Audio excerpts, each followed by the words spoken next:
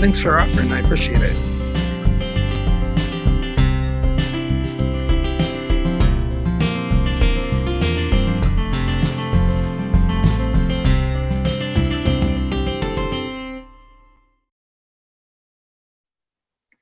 Mirror, so it wasn't backwards, but.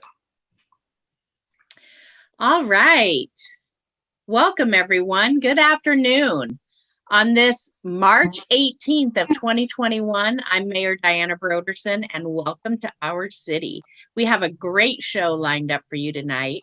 Brian Steinman, the Public Works Director for the City of Muscatine, is going to talk to us about all things pavement management. So everything you ever wanted to know about how Muscatine works on fixing and fighting the pothole problem, as well as just upgrading our streets and sidewalks. So I'm very pleased that he's taken time out of his busy schedule to be here and enlighten us on some of the way that the processes work. Before we get to Brian, I have just a few announcements to make, and we actually have a real special announcement today. And we have a guest with us, Lieutenant Greg Bach with Muscatine Salvation Army, is going to give that announcement in person. Welcome, Lieutenant Greg. What's your good news? Thank you. Well, I know it's been a long time coming. Well, a few months coming anyway. Christmas is long past, and we're getting on the other side of a really tough time, hopefully, with the vaccinations going out, but there's good news through all of this. Good news is through the Christmas season, I'm happy and proud to announce that the Muscatine County communities, Muscatine, Wilton, West Liberty, when we counted every penny that came in, it was a record-breaking year once again for the Salvation Army of Muscatine County and really the communities that we serve. Because not only did the Battle of the Badges happen and the Muscatine Sheriff's Office raised $18,775.62 for the Battle of the Badges, they actually beat the police department. The police department raised $17,466.09 for Battle of the Badges. So way to go, Sheriff's Office. But when you count everything together, all total, you're not going to believe how much this community gave to help the Salvation Army help those that turned to us every day for help. And that is, if I had a Dremel, I'd do it. It is, get this, $310,500. Actually, we're like 49 cents short of $310,500. So we have over $300,000 raised for the Salvation Army Muscatine County, 49 cents short of $310,500. That is unheard of in the history of Salvation Army here in Muscatine and Muscatine County. So, and believe it or not, during this pandemic, we had $79,000 come in through actual kettles that were out and about around the community. So on behalf of the Salvation Army, and on behalf of all those who turn to us for hope and for help in their times of struggle and need, thank you very much, Muscatine and Muscatine County communities, for giving generously and abundantly to Salvation Army and those in need this last Christmas season. Well, thank you, Lieutenant Greg. That is awesome news. Awesome. I know, right? Gives me goosebumps again just talking about it. It does. You know, I've said it 100 times, as have many others. When there's a need, our city steps forward and fills the need every time. Every single time. I could give you example after example, and this is just another one of those. We were also worried, with Christmas time being so weird this past year, and people shopping virtually and not going out, and how it was going to work. But not only did they meet the goal, but they surpassed the goal. And I'm telling you, once again, it's not anything that me or my wife, Lieutenant Liz, did, or even the advisory board did. It was great people in the community giving, and then it was police officers, the fire department, the sheriff's department, that all gave of their time. It was their personal time too. Give of their personal time to lend a hand to help us. So again, out of a heart of gratitude, thank you very much, Mayor, for your leadership during this last year, these trying times, and also for your leadership on the Salvation Army Advisory Board, and for helping us get the word out of how awesome this community is. And you're right. Anytime there's a need, there's no hesitation. People just step up and they give above and beyond themselves. So it's thank amazing. you. And I would just like to remind the community once again, and I know they all know, but it doesn't hurt to say it again, that these funds are not used just for the Christmas season, but these are the funds that the Salvation Army of Muscatine depends on all year long to meet the services that are needed here in our community, and really to come alongside the people in our community that are in need, to help out. I've seen your truck out handing out water when there's trouble, and just being there, just absolutely being there for our city. And we can't thank you enough. And the little amounts that we were all able to contribute all added up to a big amount, and we couldn't be happier. It did. Every I said in the Christmas season, no gift is too small. You bet. To be able to give to somebody in need. So again, thank you very much. And thank you for all that you do for our city. We're blessed to be in Muscatine. Absolutely blessed to serve here. Thank you. And as are we. Thank you again. Bye-bye.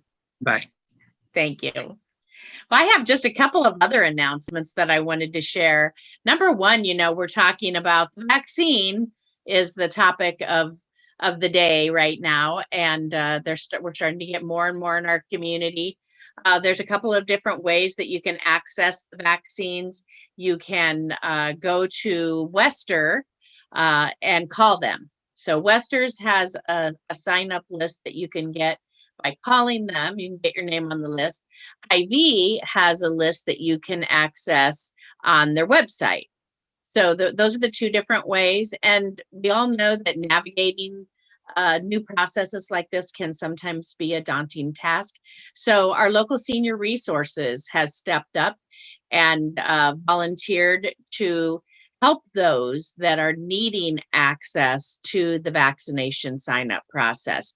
They also have questions, answers to our questions. So you can call them 263-7292 if you have a question about the vaccine, if you have a question about how to get the vaccine or what it entails, or just to help you get an appointment.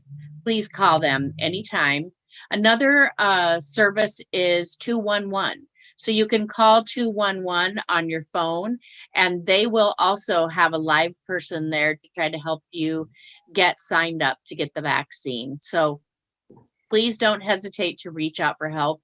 These organizations are ready and willing and able to help you navigate that process. And if you still have any problems getting hooked up, give me a call. I'll be happy to reach out and help in any way that I can.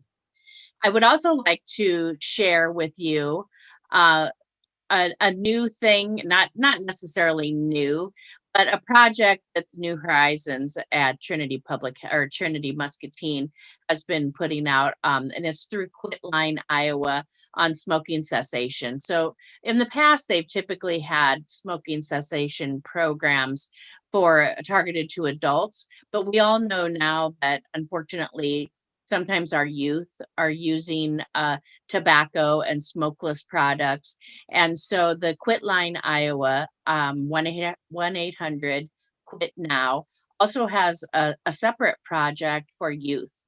We know that sometimes accessing youth and getting information to them can and should take a different format than that from adults. So please reach out to New Horizons if you have any questions, 264-9409, or call or dial 1-800-QUIT-NOW for more information on smoking cessation programs available right here for our city. Next, I'd like to share on Saturday from 10 to noon at the city's municipal golf course is a job fair hosted by Muscatine Parks and Recreation. They are always looking for seasonal help, and this will be a good opportunity for you to interview right on the spot, fill out your application, and get hooked up with some summer employment. And lastly, I'd like to share that it's going to be time to have our annual egg hunt again. It'll be at Weed Park on March 27th on a Saturday, 10 a.m. Meet up by the Rose Garden, but there'll be a bunch of different, they've got it broken into sections by ages. So that way the little kids have a chance as well. So don't miss the egg hunt. It's a good opportunity for people to get out. They are requiring masks, making sure that everybody is socially distanced, and they'll share with you all of the safety measures when you get there. Next, I would love to get to our guest, Brian Steinman. Once again, he's the Director of Public Works for the City of Muscatine. And he's here today, even though this is his busy time, although I think he's always busy. But this is a time that he has given to come to us and talk to us about the pavement management program in the City of Muscatine, how it works, when it works, how do you figure it out, and all the answers. So welcome, Brian. Thank you, Mayor Broderson. My pleasure to be here today. Oh, I'm so glad you joined us. Sure. I know you put together some information to kind of help guide our discussion today, to try to highlight for the folks at home how it all worked. Can you just start by saying a little bit about the resources that the City of Muscatine dedicates to pavement management? Sure. So every year we take a portion of the road use tax that are collected by the state, and that gets allocated to the city. We get about $1 million a year to do pavement repairs. And that money we usually spend on full depth patching of concrete, on asphalt overlay of streets. Some of it goes to our roadway maintenance department to do like pothole patching and to buy asphalt for that. We also have created an alley overlay program with some of those funds. So that's the main funding source that we have for, I would call it, less traveled, smaller residential streets, as opposed to we have separate funding for our bigger projects like the Granby Avenue project. The Park Avenue project has different funding sources, but the residential streets and those are mostly funded from the road use tax, and that's about the allocation that we get is about, like I said, about $1 million per year. Now, do your staff do the work themselves, or does that get contracted out? Some of each. So our staff usually has first crack at it with the equipment that we have. Primarily, we're more set up for reactive maintenance for potholes, some emergency patches and things like that. When we get into the much larger projects, contractors are better suited to do that. They'll have the equipment, the excavators, the concrete screeds, things like that. The city does not own an asphalt laydown machine, so we're not able to screed off asphalt in bigger sections or wider areas. All we are able to do is to what's called looting. So it's basically like a big flat rake that you spread the asphalt with. We do have a small roller that we can compact it with, but we're not able to do long stretches of asphalt. So primarily what you'll see our staff doing is the potholes or the smaller patches, maybe 5 or 6, feet by 5 feet, something like that. Nothing too large. We're more equipped to do stuff like that. Okay. Yep. Well, why don't we go ahead and get to the sheets that you put together to try to help us start at the beginning. How's that? Sure. That sounds great. So pavement management overall is when you start out, ideally you have a brand new street. So and that street should last you in new condition for several years. But as that road begins to age and deteriorate, it kind of falls along a curve. So you'll go for steady for a while, and then it starts to drop down. I don't know if we can show that first slide or not, but that's kind of the scenario that we're at, is that once we start to hit that curve and go down is where we want to start putting resources towards a pavement to try to bring it back up to where it was originally. So that's the pavement management programs that we operate now with our full depth patching or crack sealing or asphalt overlay or alley overlays. So that's where the majority of the money that we get from road use tax fund is where that goes. We had just purchased a crack sealing machine a couple of years ago, a couple of years after I got here. We'll be out doing that here shortly, probably next week if it stays dry. That's one of the conditions we have to have. It has to be dry weather so that we can fill those cracks in.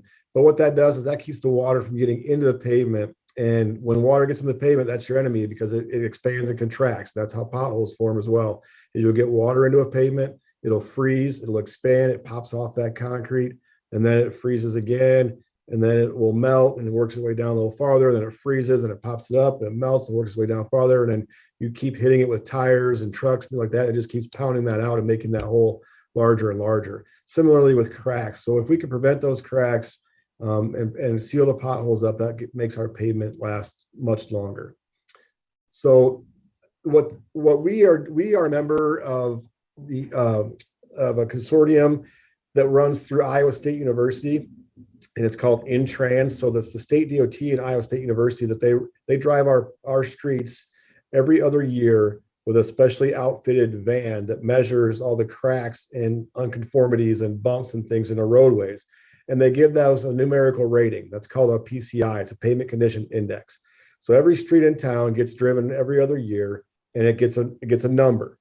So that's one indicator of what we try to do that's a starting point for us. So the higher the number, the better the street. So a brand new pavement should have a pavement index number of 100. And then the lower you go, the poorer your condition of your pavement is. So what we focus on is those streets that are between 20 and 60. So anything below 20 is pretty much so far gone that it needs to be completely torn out and reconstructed. Between 20 and 60, or anything above 60, excuse me, is a new enough street where it really doesn't probably need any maintenance for a couple more years. It should be able to get by for a few years without having any major work done to it. So that magic area is between 20 and 60. So that's where we focus our attention to begin to go out and to look at our streets, to drive those streets. Usually when we get complaint calls, it's on a street that falls in that area.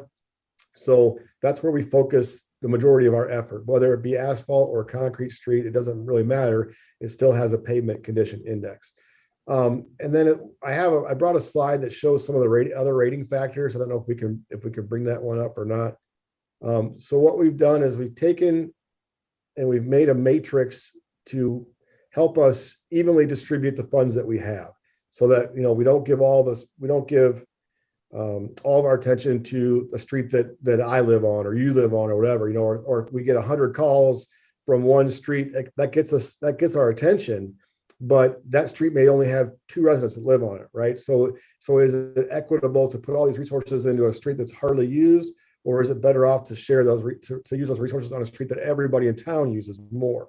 So that's a rating factor as well. So we have to balance all these things out to try to make it as equitable as possible for the residents of the community, to fund it and to make those repairs.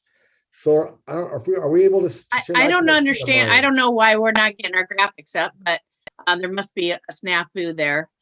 But so I just had a couple questions. As you're coming up, as you get these numbers, then you're entering those all like on a spreadsheet and then ranking them. Yes. Is that how it works? Yeah, that is correct. So there are several factors. I think he's working on it now to get that up. But I'll go over those if we can get those. They are, I'm trying to watch him pull this up. There we go. And I might just pull them up on my screen quick so I can read them off to the folks at home. Okay. So the street rating factors that we have, this is for streets. So it's either asphalt or concrete, makes no difference to us. If there is future utility work planned, so if we know working with MPW or gas or Reliant Energy that they're going to be in there tearing up a street, we will either move ahead or wait for them to get out of the way. We don't want to put in a brand new pavement and then have them come back in there a month or two later and tear it up, right? So we coordinate with that. Another factor is the ease of construction. And this is the more projects that we can, or a project that can be done quickly or completed quickly means we can start another one sooner. So if we have more quote unquote easier construction projects that take less time to complete, those are preferable to longer construction projects that take longer, take more time. So if we can get in, let's say 6 projects in the same amount of time it takes to do one, then we feel that it's better spent to get those 6 done, and we'll come back and get that one at a later time. Okay. Similarly, traffic counts. So like I mentioned before, we feel it's in the community's best interest to repair those streets that have higher usage. That way, the benefit goes to more people. Doesn't mean we won't come back and get your street if it's not higher used, but when we rank all these streets out from 1 to 100, if it has a higher traffic count, it gets a higher ranking than the one that doesn't. Okay. I mentioned before the pavement condition index. That's our numbers between 0 and 100. I touched on that briefly, but between 20 and 60 is where we focus our efforts on those. So that pavement condition number, if it's a 22, it has more ranking than a 59. So the lower the number, the worse the pavement, and therefore we want to give it attention sooner. We also have a staff assessment piece of this, which allows our staff to go out and drive these streets. They're very familiar with the streets and the pavement. They know where the complaints come from. They lived in town for a long time, so they are able to provide their input on some of these streets. If this one they think it'll last a couple more years, but this one needs to go now, they have that expertise, that knowledge that we rely on to have that, so they get a rating piece of that as well. Another piece is the remaining life of pavement, and based on the PCI index and the curve and the graph we talked about, if one is, let's say, over the hill or lower on the graph, it has a shorter lifespan than a pavement over here. The one with the shorter lifespan is going to get the attention or get a higher ranking or priority ranking than the one that can last a little bit longer. Okay. And then finally, for streets, we have the cost of construction. Similarly to the ease of construction, if we can get more projects done with the limited amount of money, we're going to try to do that. So if we can get 6 projects done with our budget as opposed to one bigger project, then we're going to rate those 6 smaller ones higher so that we can combine those into one big project and spend that money more better, I suppose you would say. Sure. So those are the factors, and then it rates out. And I don't know if we can. Do we have the spreadsheet chart? I can show you an example of what that looks like. But basically, all of those factors have a rating scale from 0 to 10. So for example, the staff consideration, they can rank street A from 0 to 10. That gets them a number. And the same with the traffic count. For traffic counts from 0 to 1, or 0 to 10, or it might be worth 1 point. 10 to 20 is 2, 30, going forward and forward, so that you get points for all those. Mm-hmm. Every one of those factors has a rating point. Those numbers get added up across the table, and the highest ranking streets, therefore, should be the high priority streets to get repaired. So there is an example of that I've prepared. It's he's working on that too. But yeah, I don't know. How the matrix works out, and I'll bring that to council every year. For budget time, that gets presented so that you guys can see it, so that we're transparent. Knowing that this is what streets we're planning on doing, and this is why, and how that works out. So, and then we have a similar rating factor for alleys, or a similar rating matrix for alleys. The rating factors are a little bit different, but it's the same concept. So okay. That's what we try to do. Like I said before, we want to be equitable. We want to try to spread the things out around the community so that everybody, sees some action, sees some results. We've got 254 lane miles of streets. We're not able to fix them all every year, so it takes time to go through that, but we're trying to make it as fair and equitable a process as we can, and to be transparent as possible so that folks know, why isn't my street on this list? Well, here's why.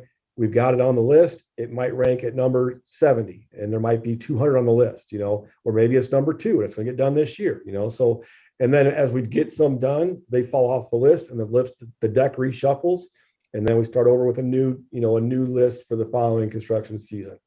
And new streets can come on and come off, as we become aware of them. If we get a complaint from, we'll just say First Avenue, that there's a problem here, we'll go out and look at it, we'll assess it, and we could be like, okay, we understand that, or we'll be like, whoa, that's way worse than we thought it is. It's going to get ranked in this matrix and may end up at the top of the list for next year. It may end up at the bottom. It just depends on how all those factors rate in.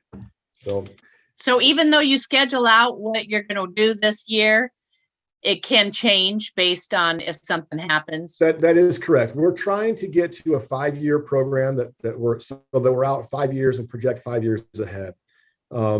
It's a little bit easier said than done, because as things evolve, and as if we have a sinkhole or something like that changes the nature of the street, they do have the ability to maneuver. We do rank every street. We rank them once a year.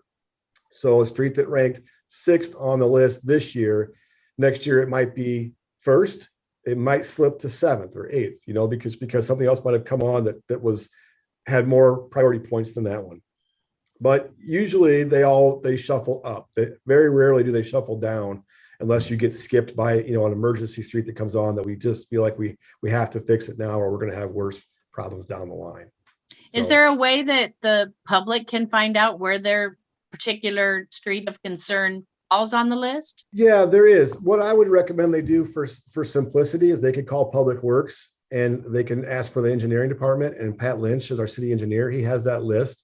We will work with our communications department and see if we can get that on the website. But like I said before, it is flexible. So I don't want to commit it and have it be there today and, have somebody get their hopes up. And not, like I said, it doesn't happen a lot, but it may get bumped. And then I don't want them to be disappointed. Well, yeah.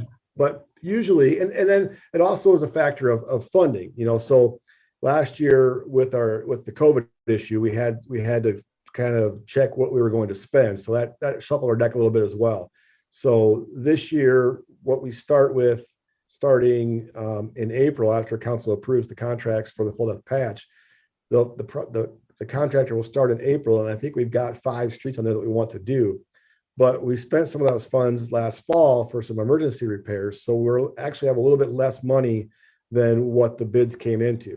So we can only spend what we have. So at the last year in that list, if we run out of money before then, it may not get done until the following year. So I don't want to give folks a false sense of hope. If it's on the list, it will get done. Trust me on that. But when it gets done may not be exactly what that list shows. That's all I'm trying to say. Just trying to cover our bets a little bit. There you go. Yeah. Can you tell me, I know that there's different methods. So sometimes you do this full depth patch. Sometimes you just fix the pothole. Sometimes you do different things. What are the differences? Yeah. So I'll start with the simple stuff. So really the first level of treatment that we have is the crack sealing. So what you'll see is when we get our crews out, we'll go around to the streets that have been, we start with the most recent streets and work our way backwards because we want to preserve those streets as long as possible. So what crack sealing does for us is basically you're putting hot tar into the joints or cracks on a street, and that prevents water from getting into those cracks, like I said before, and freezing and thawing and creating potholes. That's done in-house by our staff. So we're able to do that internally, which is a big cost savings for us. The second aspect that we can do internally is the pothole patching. And so rather than, we have a smaller hole, typically what we measure is like the size of a pizza box. It doesn't really matter how deep it is, but if it's, it's about 18 by 18 inches. And we'll go out there and we'll fix those with hot mix asphalt. And what that does is that seals that hole up and then prevents the water from getting in there and freezing and thawing again. That is an easy, I say easy, it's a relatively easy and cheaper fix for us. We can get a lot of work done with our staff and spend a lot of money and materials, but get a lot of results doing that. The next step after that is either an asphalt overlay or a full depth patch. So full depth patch is for concrete streets only. And what we do then is we take the concrete section that's bad, that may have had a pothole for the last 10 or 15 years, and we've patched it so many times that now you really can't patch it anymore. So we'll cut out on both sides of that patch all the way down to the sub base, to the rock or dirt, whatever's below the concrete. And we'll excavate that out, and then we'll bring in new rock for a base, and then we'll pour new concrete on that. And then that's pinned to the others, to the whatever side we cut it from. So that full depth patch, why it's called that, goes to the full depth of the subgrade. That goes in there and replaces that pothole. So basically you pick up that bad section of pavement, you take it out, you throw it away, you put a brand new section of pavement in there, and that should last you for another 15, 20, maybe even longer years. Those can be seen on University Avenue, is one that we just did in the last couple of years. And folks will see it because the color is different. Your older concrete is more grayed out. You'll see the newer concrete. So that's for concrete streets only. Asphalt, asphalt overlay is where you mill off, which is like basically you grind off the top 3 inches or so of asphalt that's on a street that's probably potholed, or it's been crack sealed, and it's just been trying to be, helped along for as long as we could. Take all of that off down to the original base, which is usually a concrete street, and then you put down new asphalt over the top of that. And so that's kind of like we did with Leroy last fall. Leroy was really bad. The top was falling off. It was all kinds of holes and everything. It just was terrible. Road bad, looked bad, everything else. So you take that top 2 or 3 inches off, you put brand new top on it, and that should last you for 10 to 15 years as well. So those last two, the asphalt overlay and the full depth patch, that's where we are not able to do that in-house. So we contract those out, and we spend about $450,000 or $500,000 each on those 2 projects each year. And then we'll take the last $100,000 and we'll use that for alleys. And an alley overlay is very similar to the asphalt street overlay. They'll take off all the old asphalt, or if there's no asphalt on there, they may just add new asphalt to a street to smooth it, or to an alley to smooth it out so that it rides smooth. All the holes are filled in, and it should last you another 10 to 15, hopefully longer years. But those are the 3 main programs that we run with that road use tax funding. We still have some alleys that are gravel, don't we? We do, yes. And some of those, and those are kind of all over town. The gravel alleys, we can maintain those in-house. We use our road grader or our road hog machine that we have to grind those up and regrade those back out. I would like to, in the future, if we can afford it, to start overlaying all those rock alleys so that they don't have, the maintenance issues that we have now. But that's going to take us a while to get caught up on the ones that we have, and then start overlaying the ones that are rock. That'll take us a few years to get caught up on that. But that is a direction that we like to head, just to get rid of the rock, because this time of year it gets muddy and they hold water, and it's just kind of mushy and kind of gross. So we'd like to. So the asphalt is more desired than the gravel. Yeah, the hard pavement is more desirable for sure. Yes. So do sidewalks fit into pavement management? Sidewalks are yes, they do. They're a part of it. We do get road use tax funding to do sidewalks. Our sidewalk program has come along since I've been here, but we've gotten to the point where the low-hanging fruit, if you will, the easy sidewalks to do have been done. So now we're at the point where if we're going to start adding sidewalks, we have to do some major design or grading to get or property acquisition to get to the area, to the point where we can actually build the sidewalk. So it becomes a little bit more complicated, a little bit more expensive. So that's where we are with sidewalks at this point. We do have one that we're programming now for 67th Street from the Shell station down to the I can't think of the name of the streets down there, but on the shoulder of the road where the kids walk to the Shell station. That's being designed this year. We'll hopefully go to construction either later this year or early next year. But that's one of those where we have to get property acquisition, and we have to fill in the area because it's a ditch. It just takes a little bit more engineering and a little bit more time to plan those. So, but that is a direction we're trying to get as well, with a 5-year plan for sidewalks. And then when we get caught up on our sidewalks, the city sidewalks, if you will, then it would be nice to go back around and start doing the individual sidewalks around town, like in residential subdivisions where, a sidewalk may be missing or it's in really bad shape. The sidewalk in town is the property, per city code, is the property owner's responsibility to maintain. So some of those sidewalks, if you have a big joint, where you have what's called a tripper, some of those are the responsibility of the property owner to fix those. And I don't know that folks know that or not. We've been pretty flexible and lenient so far with enforcement, but when we get caught up, I think will be a time for us to go back and have an inspector go around and start finding out those areas that we get complaints about, or that have trippers, or that become hazardous or dangerous. And then we'd have to begin an enforcement or a program to either work with the property owners to get those fixed, or figure out some type of a process to aid them or to do that, and then maybe bill it to the property or something like that. The different communities have different methods for doing that. We're not quite there yet. We don't want to be too heavy-handed yet. We like to get our house in order first, if you will, before we start going around and doing those other type of enforcement issues with sidewalks that are not ours.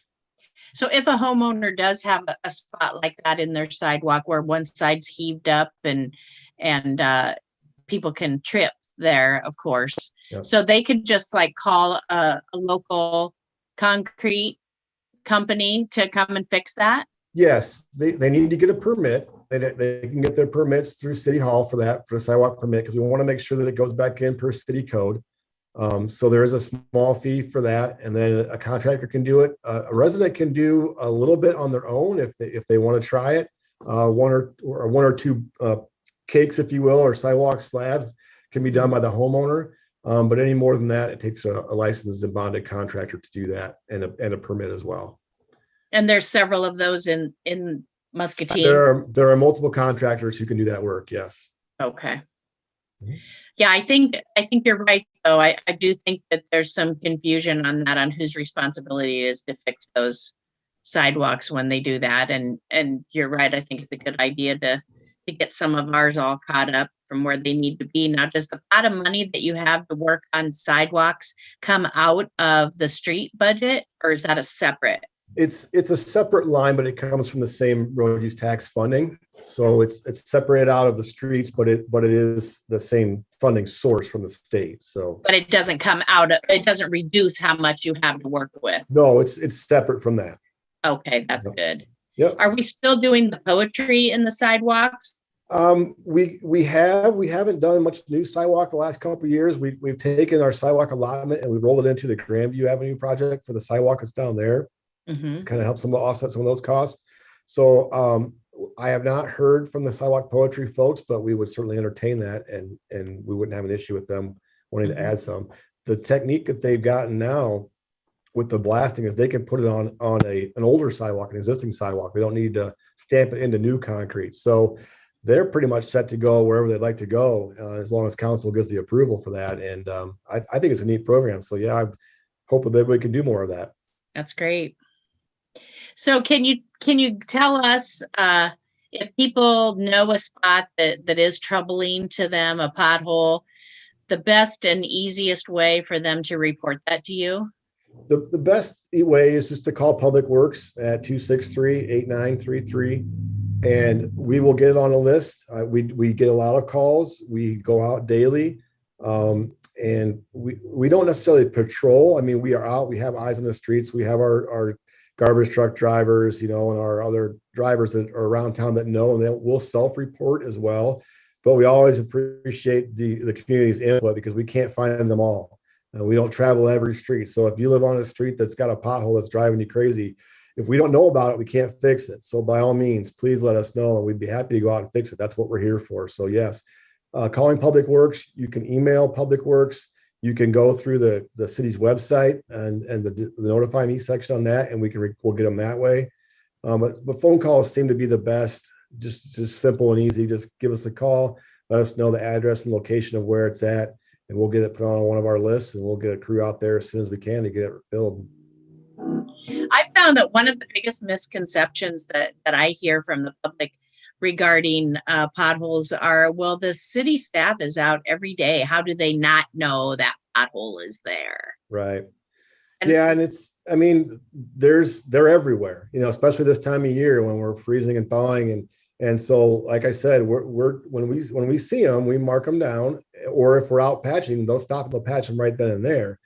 But one person's nuisance pothole is somebody else's. You only drive, if I drive by it every day, it's a nuisance to me. If I drive by it once a month, I don't know. And so and our guys are around town every day. It may not register that that's a problem, like it may be to some other person. So, like I said, it's always better just to call and report it. It doesn't matter if we get one complaint or 1,000 complaints. We're going to get to it and we're going to fix it. But if we don't know about it, we can't fix it. So we just appreciate the community's help on that. And that's what I tell them. Don't assume that people know. And if you people are out, if you're out working a job, doing a job, you're not out looking for potholes. You got one thing on your mind. You're out there to do a job and get your job done. So I think it's very easy to understand that your staff wouldn't know where every pothole is in the city of Muscatine. How many miles did you say we have? 254 lane miles. Wow. Yeah, it's quite a bit to take care of. So yeah, it really is. Yeah. So like I said, like you just said, if don't assume that we know about it already. If it doesn't hurt us if you call and report it. Like I said, if we get multiple complaints, that's fine. And we'll tell you that we're aware of that one. It's on our list. Thank you for calling, and we'll get to it. And so, there's no harm in that. It doesn't bother anybody here. So we need to know. And sometimes you might not get somebody to answer the phone right away. You've got one person answering the phones there. So if they're on another call, then you might have to call back a couple times to catch someone. Yeah, it should go to voicemail, but I've noticed and I've experienced where sometimes it'll just ring and ring and ring, which is, not ideal.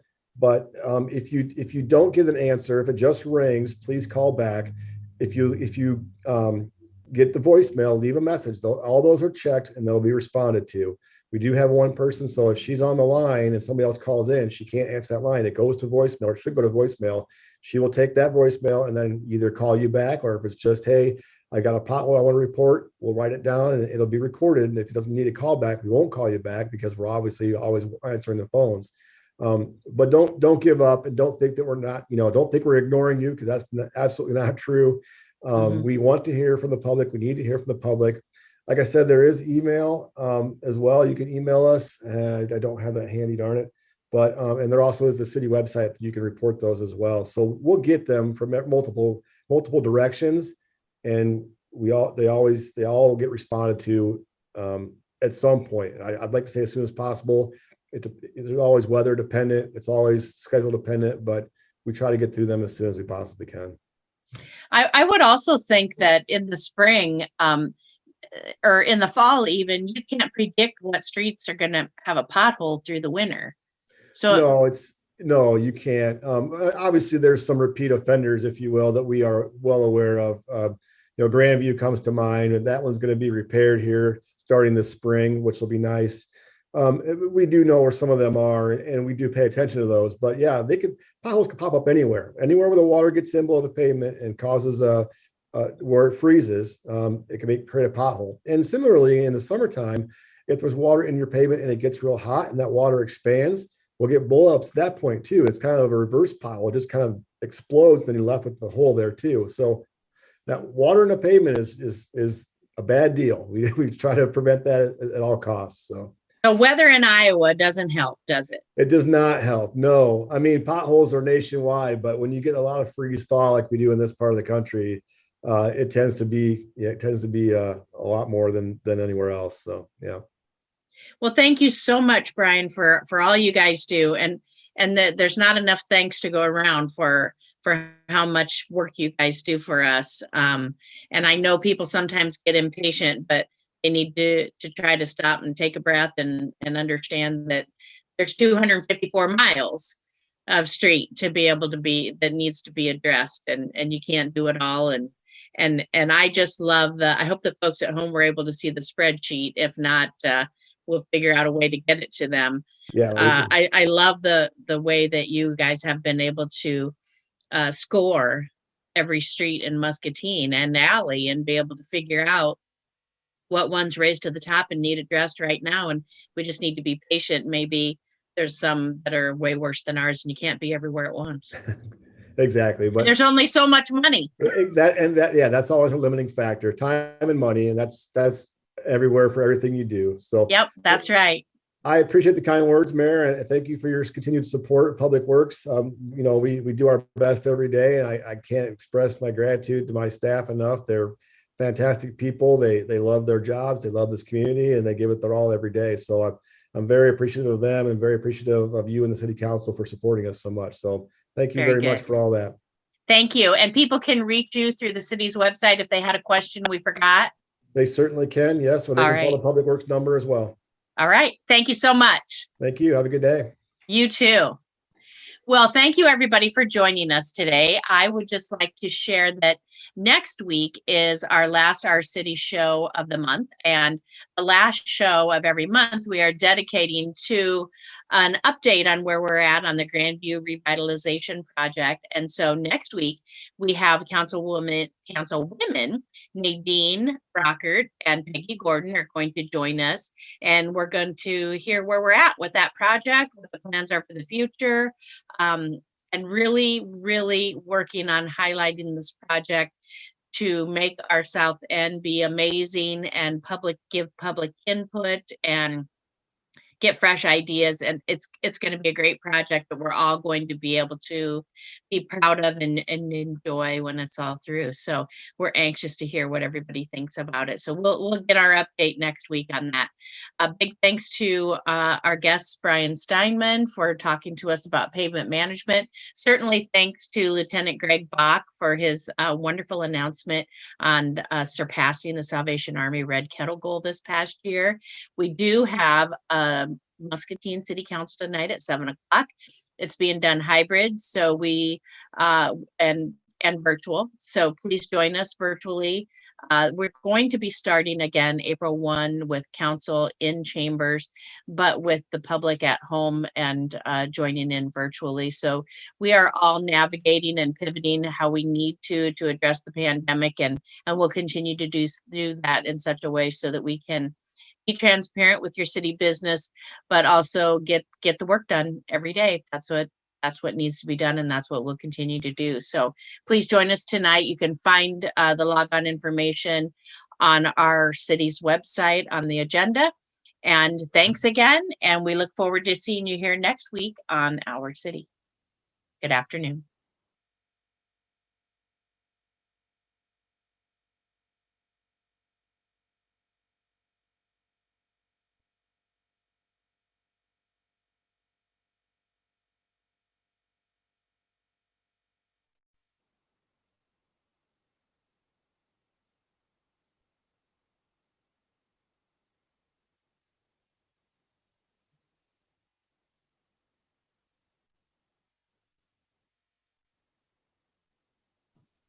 Yeah, I don't know what, I couldn't get my